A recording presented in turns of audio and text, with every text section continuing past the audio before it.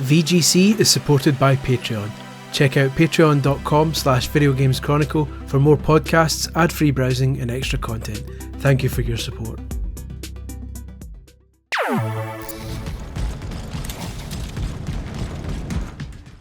Hello there and welcome to VGC. My name's Chris Scullion and this is my preview of the campaign mode in Gears of War E-Day.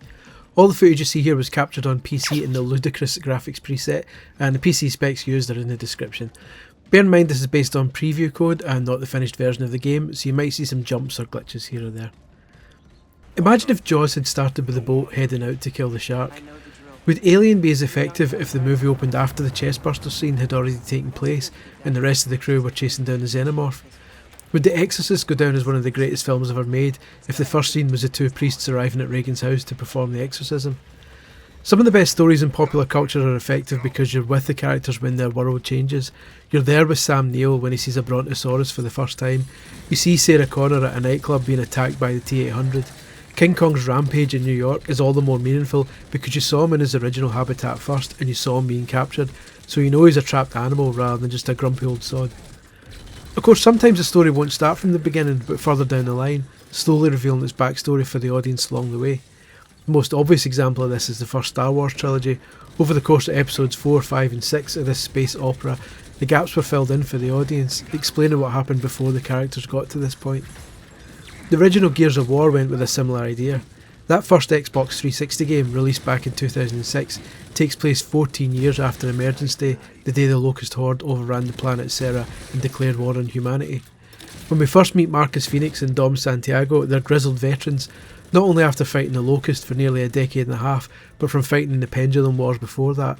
This war is new to us, but they've been fighting it their entire adult lives. 22 years after Star Wars was released, George Lucas gave fans Star Wars Episode 1, allowing them to finally see, for better or worse, the events leading up to the movies they loved so much. Now Gears of War fans are about to get the same thing, and even though they may not realise it, they've waited almost as long, 20 years, to finally experience the events of Emergence Day firsthand. I recently went hands-on with a small section of the game's campaign mode, Act 2, Chapter 1 and a part of Chapter 2, consisting of just over an hour of gameplay.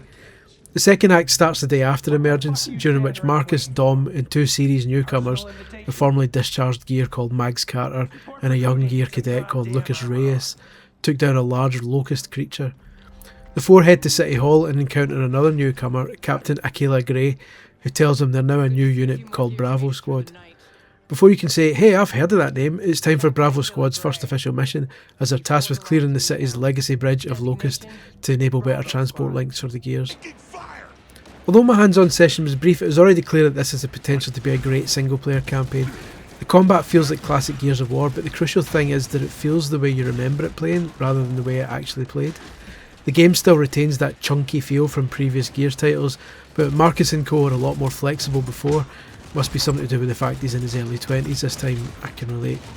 Meaning the usual cover mechanics are joined by a bunch of new moves. Now you have a dedicated jump button which lets you climb up and over surfaces or leap across gaps. You can also now slide across the floor or lie down and take shelter behind low ground cover. None of this is particularly groundbreaking in the wider context of the medium, but for Gears it makes moving around much more satisfying and less restrictive. Combat is tweaked to make it feel more satisfying too. Now when you aim down sights you can press a button to swap your shoulder, while automatic weapons now let you get off a short burst before the recoil kicks in and makes them harder to aim. Again, it's nothing you haven't seen before in other series, but the type of changes that make Gears a fresher, more up-to-date game.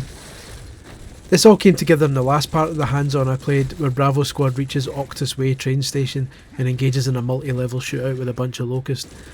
This area has a few different levels, staircases and abandoned trains, and once you get used to the extra controls, you eventually find yourself running, leaping and climbing all over the place.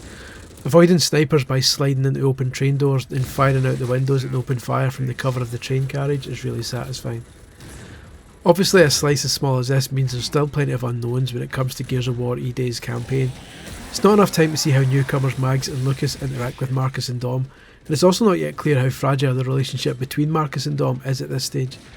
Gears fans know that Carlos, Dom's brother and Marcus's friend, died fighting near the end of the Pendulum Wars, and while in the other Gears games that was something that happened at least a decade and a half earlier, In E-Day it's still going to be a pretty fresh wound for Dom and Marcus to deal with, so it's going to be interesting to see how they support each other or don't throughout the game.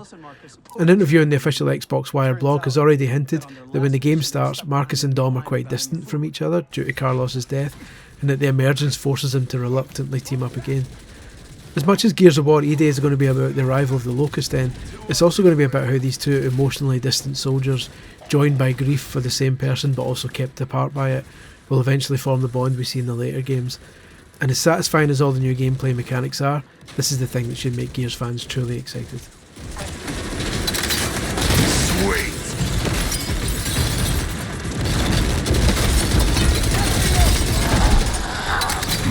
Now I'm feeling it!